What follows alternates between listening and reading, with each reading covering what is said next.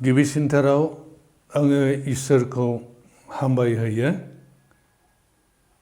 दिनै बे मोजां समजों लोगोसे इसोरखौ फोथायग्रा मुलुगनि आइ आफाफोर, बिदा फंबाय आरो उन्दै उन्दै गथ'फोर बयनोबो फोरबोनि मुङाव गोसो सिंनि गोजोननाय हरनायखौ आजावदो। बिनि उनाव फंनैसो इसोरनि रावखौ सोलोंज्लायनो सम लानाय जाबाय। दिनैनि आयदाया जिसुनि खानाखौ नुहोनाय। खानानि अर्थ खाना होनोब्ला मेगन रोखा नुयै, नुनो बोलो गैयै, बिसार खालामनो हायै, बुजिरोङै, साननो हायै दास मोननै बेखौनो खाना बुङो। खानाखौ नै भागाव राननो हायो। मोदोमनि खाना आरो आत्मिकनि खाना। सानसे सानाव जिसुआ गावनि चेलाफोरजों लामायाव सासे खाना जोहोलावखौ लोगो मोननायाव चेलाफ्रा सोंदों, बियो जोनोमनिफ्रायनो खानायै सारिनो सोर पाप खालामामोन? गावनो ना बिनि बिमा बिफाया पाप मावखो? जिसुआ फिन होबाय, बि नङाब्ला बिनि बिमा बिफाया पाप मावाखै, नाथाय इसोरनि महिमा बिनियाव नुजानो थाखायसो बियो खाना जादों। बिब्दि बुंनानै जिसुआ हायाव मुजुनानै जुमुदैजों हाब्रु खालामनानै बिनि मेगनाव लिरनानै सिलम होननाय फुख्रियाव थांनानै सुहैनानै बिनि मेगना नुबाय। बियो बोरै नुखो? नुनायजों लोगोसे न'सुंनि मानसिफ्रा सोंदों, बिमा बिफानावबो सोंदों, फारिसाइफोरनाव लांनानै सोंदों। खानानि फिन होनाया मोनसेल', नंगौ आं खानामोन, नाथाय जिसुआ आंखौ सोखाबाय। जिसुआ आंखौ नुहोबाय।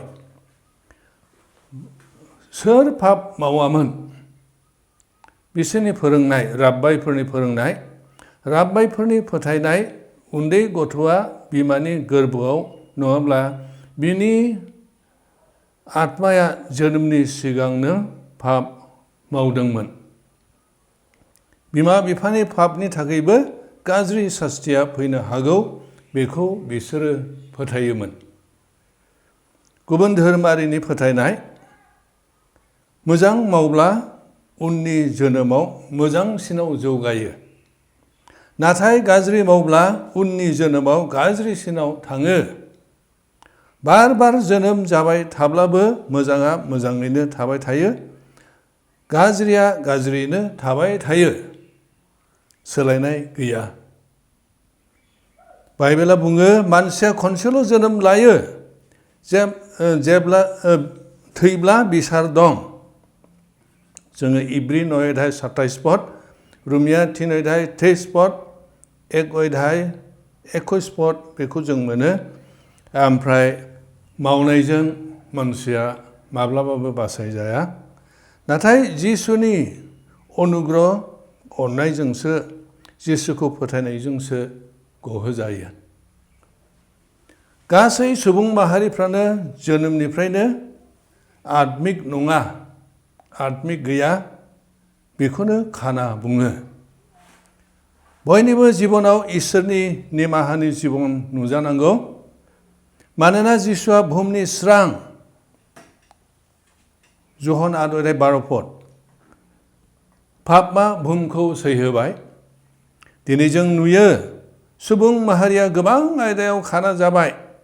संसारनि राजनैतिक गेलेनायाव, सामाजिक जिउ खांनायाव, धोरोमाव, शिक्षा लानानै, रांखान्थियाव, फालांगियाव, दान होनायाव, फोरबोनि हाबा मावनायाव, न'खर खांनायाव, बेफोर आयदायाव गोबां मानसिफ्रा नुयै बायदि जाबाय। बेखौ आत्मिक खाना बुङो। सैताना मानसिफोरखौ खाना खालामबाय। 2 करिन्थियास 4 अध्याय 4 पद। बे अबस्थायैनो थायोब्ला इसोरा जोंखौ गोबागारगोन। प्रकाशित बाक्य 8 अध्याय 16-17 पदनाव बेखौ बुंबाय बेबायदि जों इसोरखौ गोजोन होनो हाया नियमजों थांनायखौ इसोरा हामजाया बेबायदियै जिउ खांब्ला जोंनि सायाव साजाया दङ नोहानि समाव 8 जननि बादै गासैबो मानसिफ्रा बुहुमनि मानसिफ्रा मोदोम आत्मिकआव खाना जाजोब्बाय ओमफ्राय बेयाव 8 जनल' रैखाथि मोनबाय